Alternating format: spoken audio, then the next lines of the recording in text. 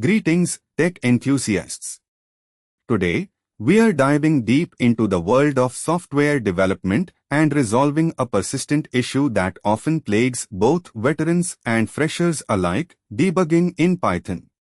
Whether you are working on complex data analysis or simply trying to automate your home setup, understanding how to trace errors is crucial.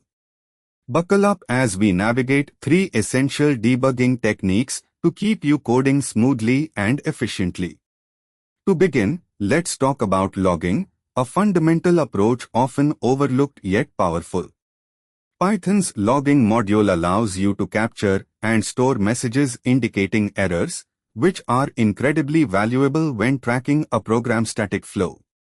Instead of halting abruptly, consider the following snippet for logging: Python import logging.basic_config level is equal to logging.debug. Try hash attempt to read a non-existent file with open non-existent_file.txt r as file content is equal to file.read except file not found error as e logging.error f error e. In this code, we catch a file not found error and log the error message. This practice isn't just informative, it allows for continuing program execution, a lifesaver during lengthy debugging sessions.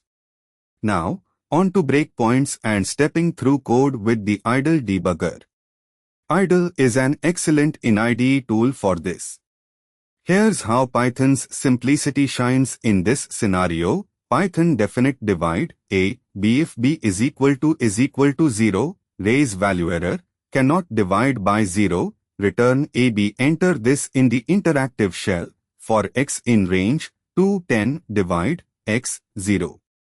Recursion error, maximum recursion depth exceeded in comparison by setting a breakpoint. Python import pdb definite divide a b pdb.set_trace. If b is equal to 0, raise value error, cannot divide by 0, return ab. The debugger will halt execution at pdb.set_trace, allowing you to inspect variables and control flow. Here, stepping through each iteration of the loop can reveal the miscalculation causing erroneous recursion. It's a great way to visually understand